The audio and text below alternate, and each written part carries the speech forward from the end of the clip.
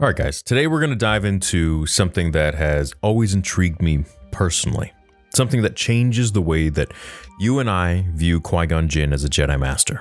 And I'm talking about the deeper insights into Qui-Gon's connection with the Force, specifically his visions and meditations as revealed in Terry Brooks' novelization of The Phantom Menace. Now, we all know that Qui-Gon is portrayed as wise and unconventional in the movie, but the novel gives us a profound look into just how deep his connection to the Force goes, and adds so much complexity to his character. Now, I'm still not done doing the comparison in the scenes between the Revenge of the Sith novel and the film, but while I continue that and my research, we will start with all of the prequel trilogy films and the books and compare them. And today, while going into this one, I found something pretty interesting with Qui-Gon Jinn. So, in the novelization, it makes it very clear that Qui-Gon's meditations weren't simple routines. They were powerful, visionary experiences. One scene that stood out clearly early in the story is where Qui-Gon deeply contemplates the mysteries of the Force before the events at Naboo unfold. He was patient. He was certain. He was a Jedi. And yet he knew that something was different. Something had shifted in the balance of the Force. And the future was clouded with possibilities, both dark and light. So let's think about this for a second. Qui-Gon was sensing a profound shift in the balance of the Force even before meeting Anakin. This isn't some vague feeling, it's a Jedi Master recognizing the Force is fundamentally changing, anticipating events that would echo through galactic history. Now here's what makes Qui-Gon's visions so critical. He wasn't just feeling something random, he sensed the impending emergence of Anakin Skywalker. This deep Force insight isn't explicitly shown in the movie, but in the novel, which George Lucas signed off on, page by page, gives us a behind-the-scenes glimpse into how Qui-Gon's instincts were finely tuned towards prophecy, destiny, and balance. It explains perfectly why Qui-Gon Jinn immediately recognized Anakin as significant. The boy was special, that was clear enough. Qui-Gon had felt the Force swirl about him, moving with such power and such clarity of purpose that it left no doubt. Qui-Gon didn't simply find Anakin by chance. The Force itself led him directly to Anakin. It validates Qui-Gon's strong belief that Anakin was indeed the chosen one, born directly from the Force's will. But let's go even deeper. These visions also shed new light on why the Jedi Council was so wary of Qui-Gon. It wasn't just about his rebellious nature or his willingness to question council decisions. It was because his connection to the Force was so intuitive, so strong, that it transcended even the council's collective wisdom. He saw beyond their dogma. He understood something fundamental, something they didn't or couldn't, that the Force was changing, adapting, possibly preparing for upheaval. This contrast is especially highlighted in a powerful exchange not fully shown in the movie, but really well done and expanded upon in the novel. When Qui-Gon presents Anakin to the Jedi Council, his inner thoughts reveal far more certainty and conviction than we see in the film. Qui-Gon knew the boy was the chosen one, as surely as he knew himself. The Jedi Council saw only questions. Qui-Gon saw answers. Qui-Gon was the Jedi who trusted his visions and instincts over rules and procedures. He understood Anakin's importance immediately. This understanding underscores just how tragic Qui-Gon's death really was.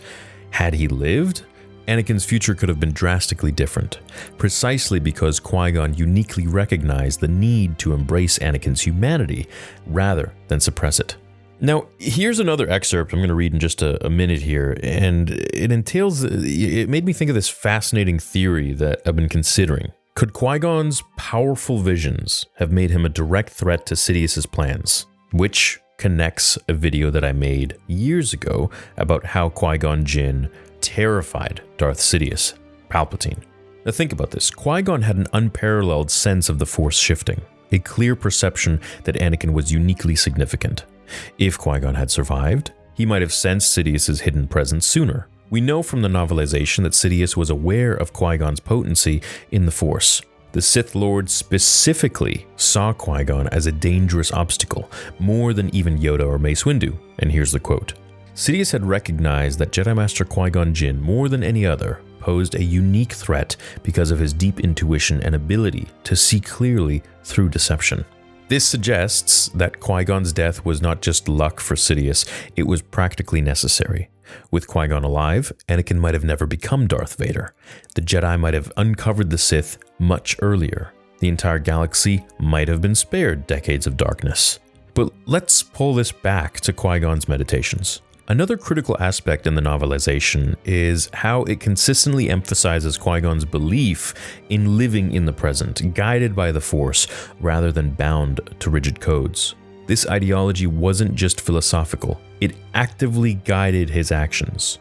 Qui-Gon wasn't reckless, he was simply attuned to the Force's true will, which the Jedi Council had begun losing sight of. So, Qui-Gon's meditations, his visions, his clarity in the Force, they weren't incidental traits.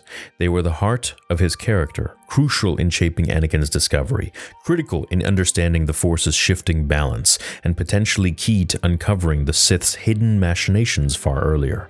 In the end, Qui-Gon's deeper Force visions, as detailed in the novelization, don't just add depth to his character, they completely reframe our understanding of the Jedi Order's downfall and Anakin's ultimate fate. Had the Jedi listened to Qui-Gon's intuitive wisdom rather than dismissing it, history might have unfolded completely differently. But, of course, I'd love to hear you guys' thoughts in the comments. Do you think Qui-Gon's survival could have genuinely prevented Anakin's fall? Personally, I think it's 100% without a doubt yes. How do you see Qui-Gon's Force visions influencing the broader saga if he had survived? So going into episode 4, 5, and 6, would he be seen as kind of the grandfather to Luke and Leia? Would Qui-Gon have told Anakin to go for Padme or to completely distance himself from her? Would his mother have still been alive? Because I'm sure if Anakin was telling Qui-Gon about his visions of his mom dying, then Qui-Gon would have probably done something about it sooner than Obi-Wan did. Well, Obi-Wan didn't do anything, actually. He just told him to be mindful of his thoughts. Let me know your theories and your thoughts below. Subscribe if you haven't already, and I hope you enjoyed today's deep dive into the novel versus the film. And as always, remember, my fellow Jedi and Sith friends, the Force will be with you always.